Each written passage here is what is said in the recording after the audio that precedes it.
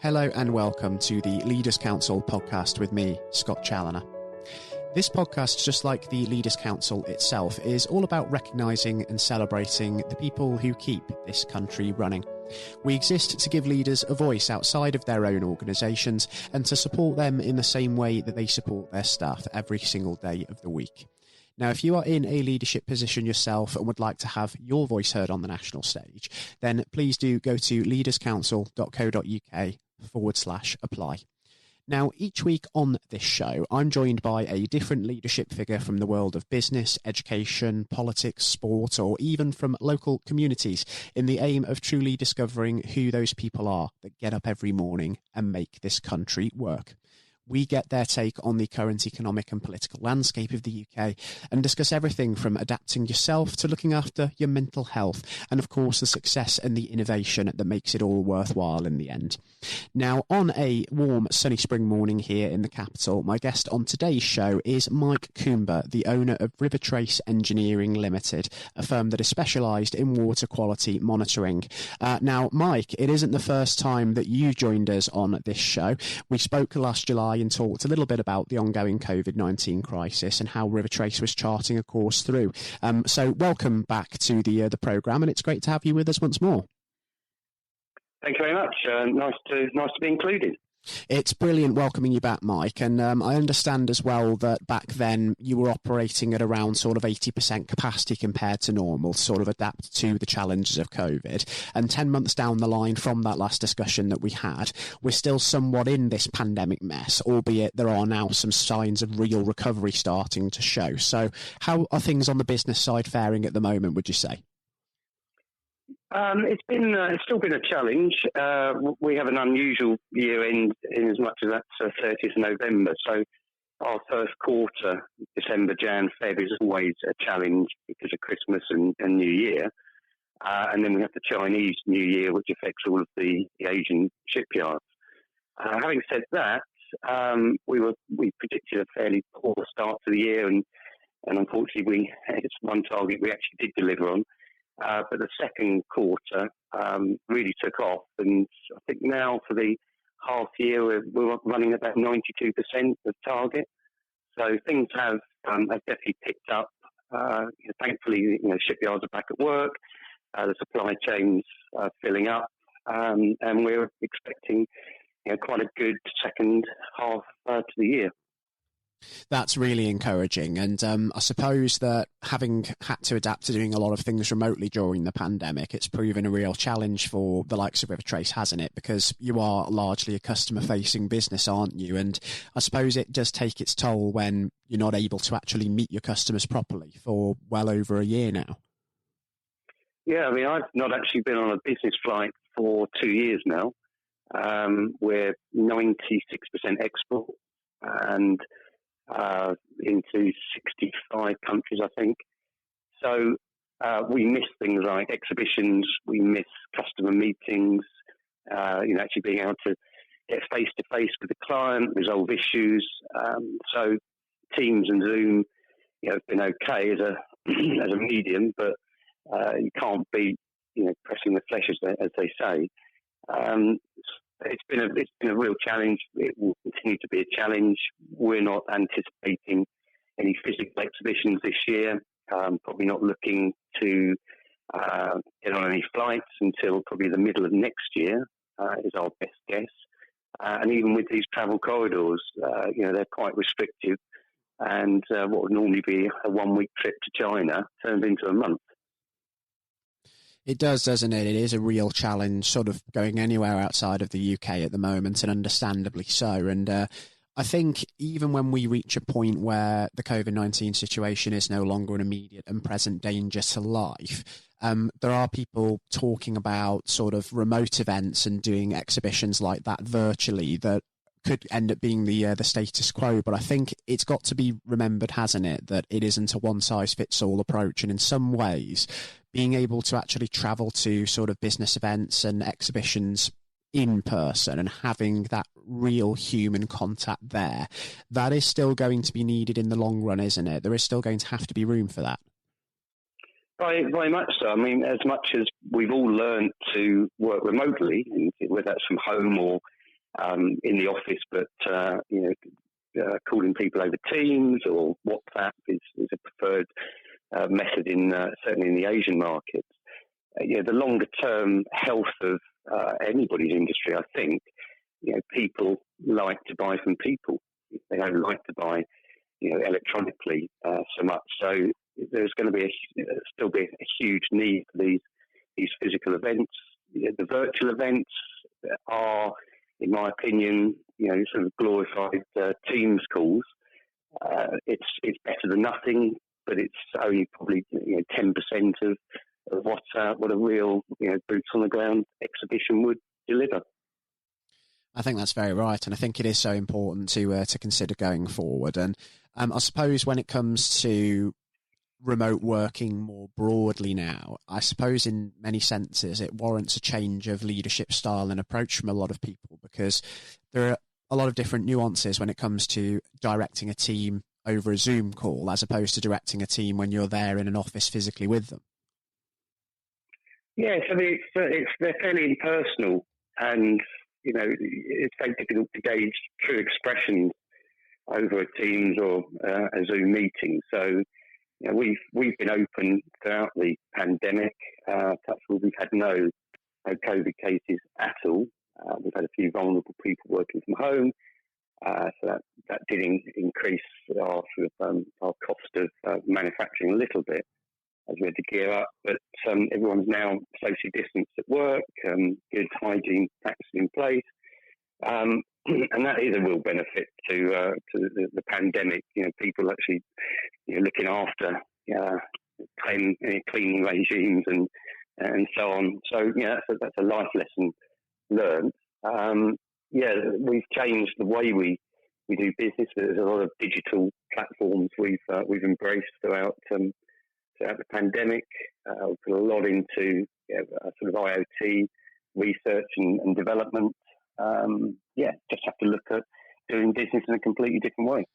And one of the ways that you have done that as well is that you've reinvented the way that you've closed business deals over the last few months, haven't you? Yes, that's very true.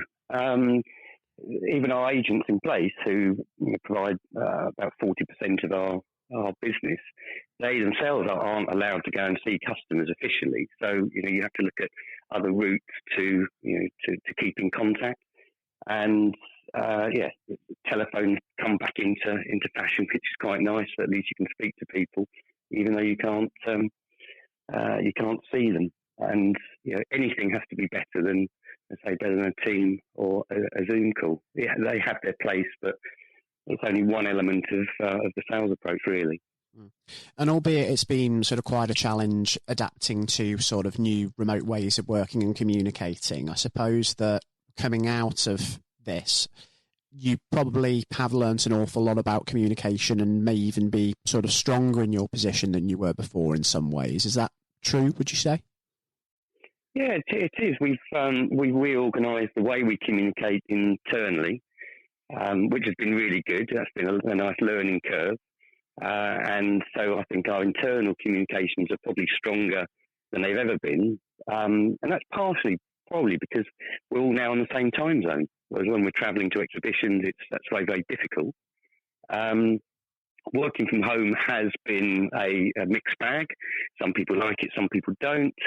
I think the legacy of COVID and the bigger challenge for us is getting people back into work. And speaking of getting people back into work, actually, I suppose there are a lot of people out there who will be out of work, both younger and older, and they'll be looking for opportunities out there, maybe seeing a jobs market that may be limited in some industries, but also maybe booming in others, because there are so many sectors that do need new talent and people will have to essentially upskill and move into new sectors for work. So just for those people that are out there looking for opportunities, as a business leader yourself, what would sort of your advice be for them to really get them to look up and look at what's out there?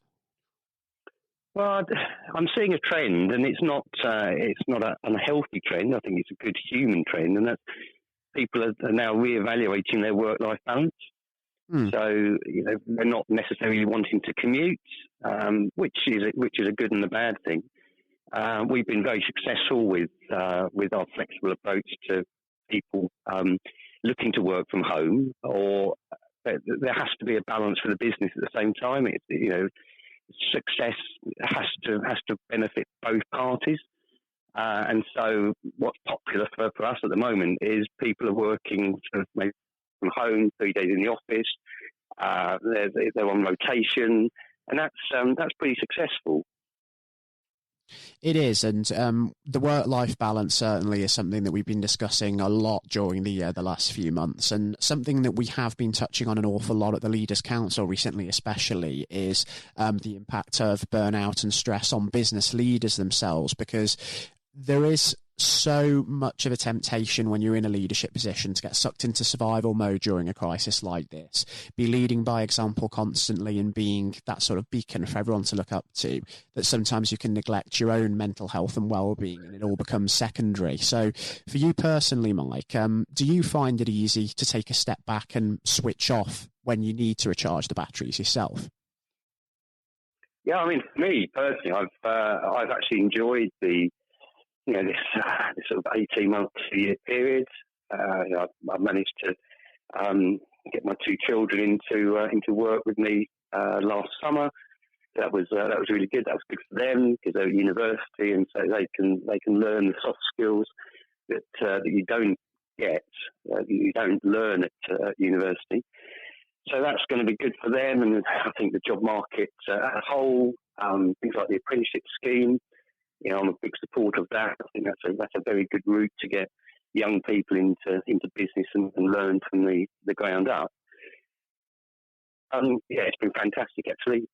My day is broken into 3 parts: early morning, lunchtime, and then afternoon, because we're dealing with all sides of the globe. And I get a couple of 2-hour slots, mid-morning and mid-afternoon. That is essentially my free time. Go and walk the dogs, go and play golf. So for me personally, it's I've really embraced that, and I'm hoping that's going to be a legacy that continues. Hopefully so, because it is lonely at the top, isn't it, for business leaders? And I suppose the pressures of leadership can be incredibly telling. And when you are on a pedestal as well, you are sometimes wide open to criticism during crises when things go wrong. And I think that's something that we do see in celebrity culture, sports and politics especially, just as much as anywhere else. And people do forget, don't they, that leaders themselves are human and they need that sort of momentary time to step away from the hectic world of sort of the corporate sphere. They need that work-life balance for themselves. So thinking about that, do you think that we celebrate and indeed appreciate leaders in all contexts as much as maybe we should do in this country? I think I've learned to let go a lot more. I think the first thing in any leadership position is to really be brutally honest with yourself. What am I good at and what am I not so good at, and then focus on the things you're not good at, and find somebody that is much better at doing those jobs than you are. I've certainly done that. We've changed the team, we've strengthened the upper management team, and from a day-to-day perspective, they run everything. I look at overall strategy. I get involved in some of the R&D elements of what we do. But the day-to-day stuff, they run that, all the KPIs. We've invested heavily in automated systems internally. So, we're not re-inputting data 2, 3 times as maybe we were before.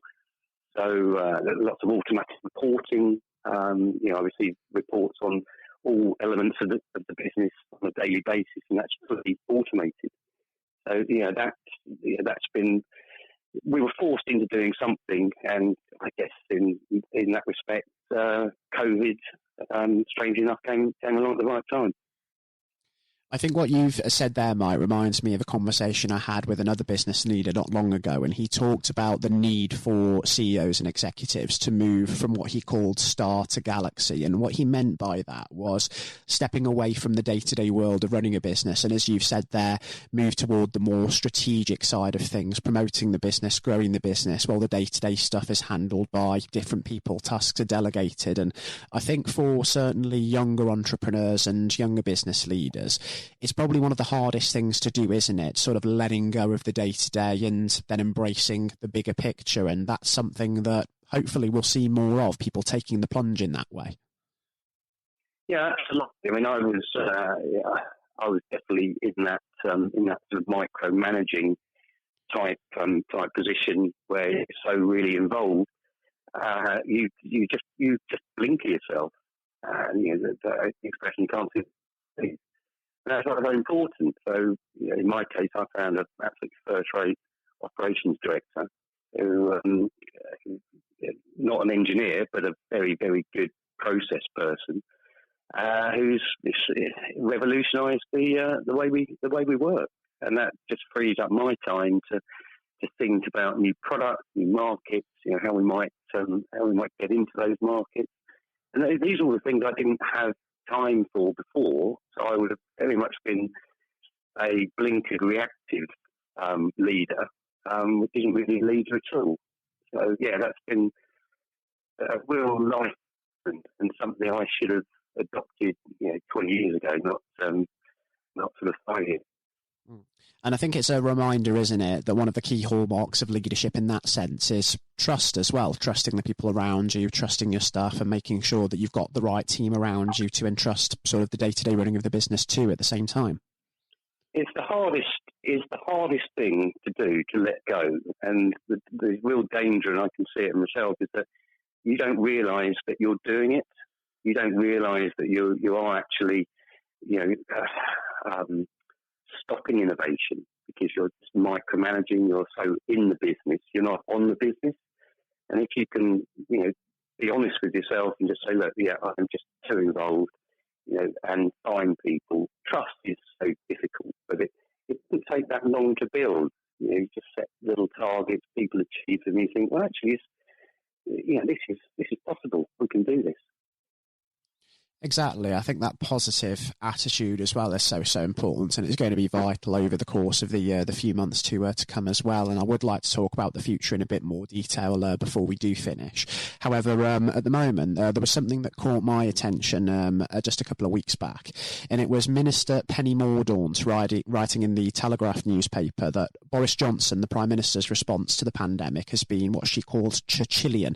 Now, there's been a lot made of the government's leadership of the nation through the pandemic, hasn't there? And there have been a lot of people who've been quick to criticise, but there have also been some immense steps taken by ministers to help try and protect business. So on the whole, how do you feel their sort of guidance of the country through the pandemic has been? I think they've done extremely well. I'm as critical of politicians and civil servants as any, but these are unprecedented times. We've never ever faced a situation like this where the world is effectively stopped spinning. If anything, I would say that for the vast majority, I think the government's done too much.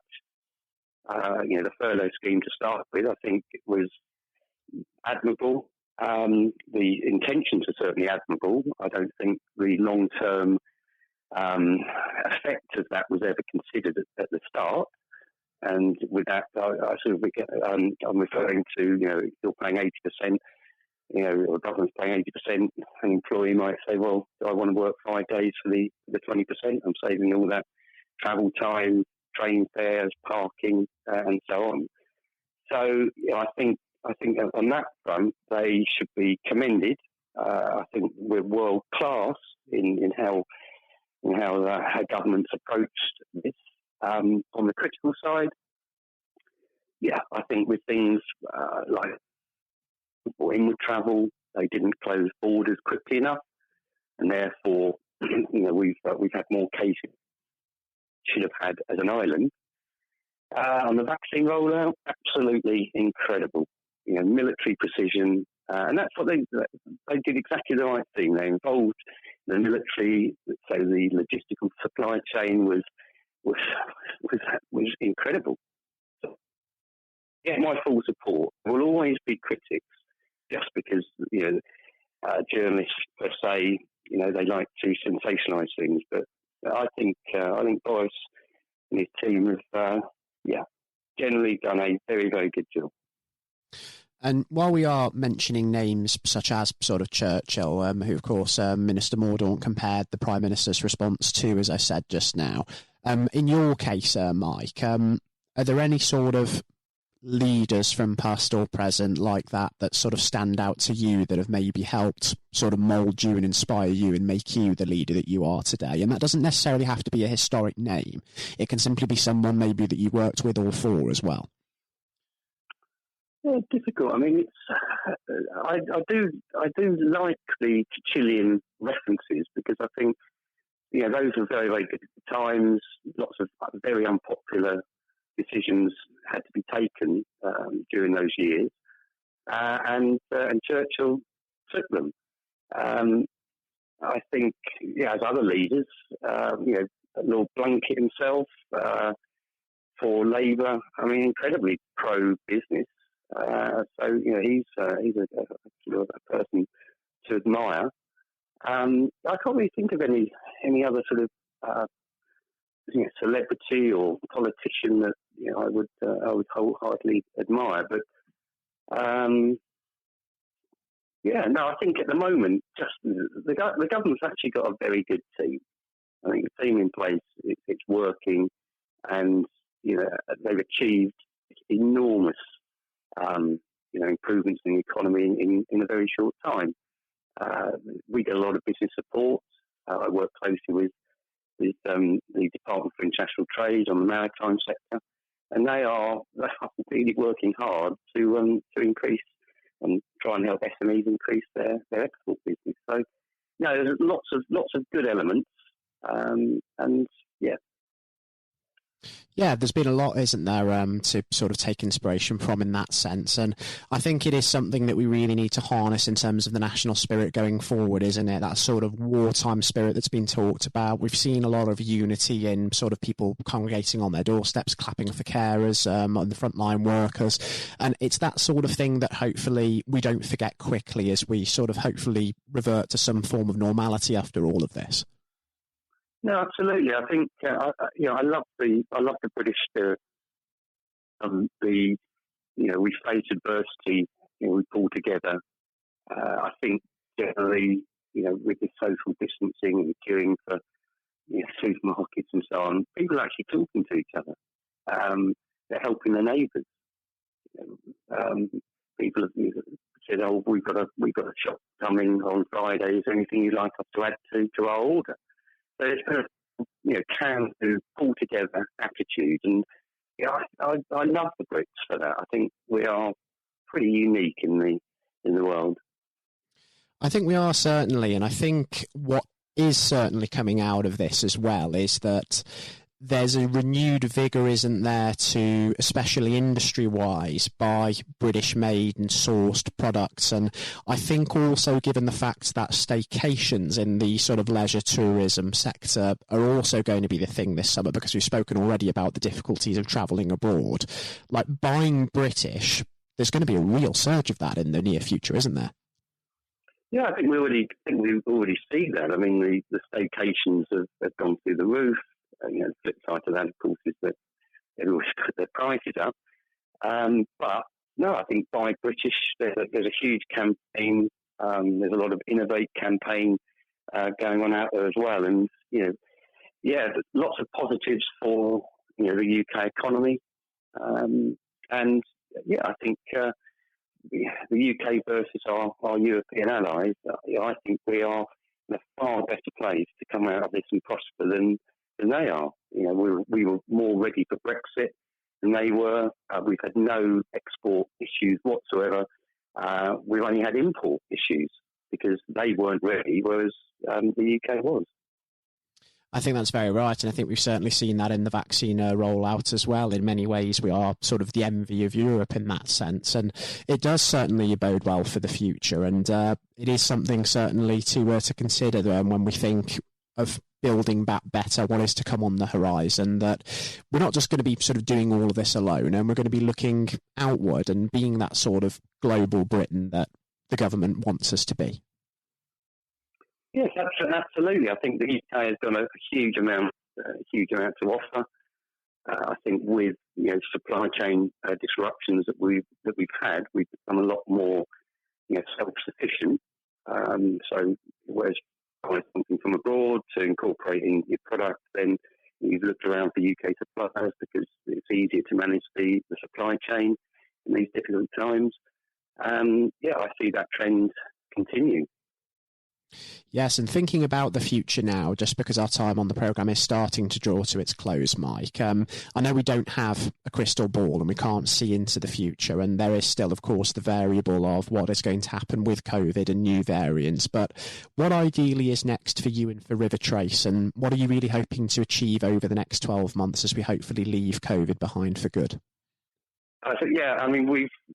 We've not been able to travel, so we've utilised that travel overseas budget to put directly into R&D, build a bigger team, contract some of that, so we can now get new products to market quicker. So we're probably a good year ahead of where we would have been if we hadn't made that investment. So when we can revisit these territories, we've got new products to sell. So our 5-year plan is looking pretty healthy. That's brilliant to hear, and really, really encouraging as well. And I certainly do wish you all the best with sort of bringing those plans to fruition and getting those products to market, Mike. And I think, again, as we've done here, I think once we sort of get a picture as to what the next few months are going to bring, it will be wonderful to catch up and have you join us on the show again, because it's been fantastic welcoming you back and a real eye-opener from my point of view. No, thank you very much, and thank you to all the listeners that will dial in. Yeah, absolutely. Because it is important in getting the real and authentic voices of British business leaders out there, documenting their experiences, getting everything that they want to say into the national sphere. And I think there'll certainly be a lot of benefit to come from this. And like I say, it's been eye-opening for me, and I'm sure all the listeners do share that sentiment. And certainly for those younger viewers who may be tuning into this and looking for opportunities, I think the message to come from this is that there are going to be plenty of opportunities out there, even if it means moving into something a bit different. Yeah, there absolutely are, and I think if people haven't already made the investment, which is obviously a slight gamble, but the earlier that you make that investment in the future business plans, the quicker you're going to benefit from them. And we started that in two years ago because we could see that this was going to be a long haul, and we're not through it yet. So. Yeah, invest now would be my advice. Exactly right. I think that's very, very sound advice indeed. Thank you ever so much, Mike, for joining us on the show today. And do also take care and stay safe with all still going on, because we're not quite out of this yet, but we're very, very close, I feel. Absolutely. Yeah. Keep taking well, and thank you so much. I was speaking today to Mike Coomber, owner of Rivertrace Engineering Ltd, and I hope you all thoroughly enjoyed the interview. Now that indoor hospitality has returned, I'll be heading back to my usual spot in the Westminster Arms to raise a glass to outstanding leadership, and hopefully over the coming weeks we will keep taking further strides back toward normal life. Remember, everybody, please do continue to look after yourselves and be considerate of others, because it makes such a difference in preserving lives. We are almost there now, but take care and goodbye.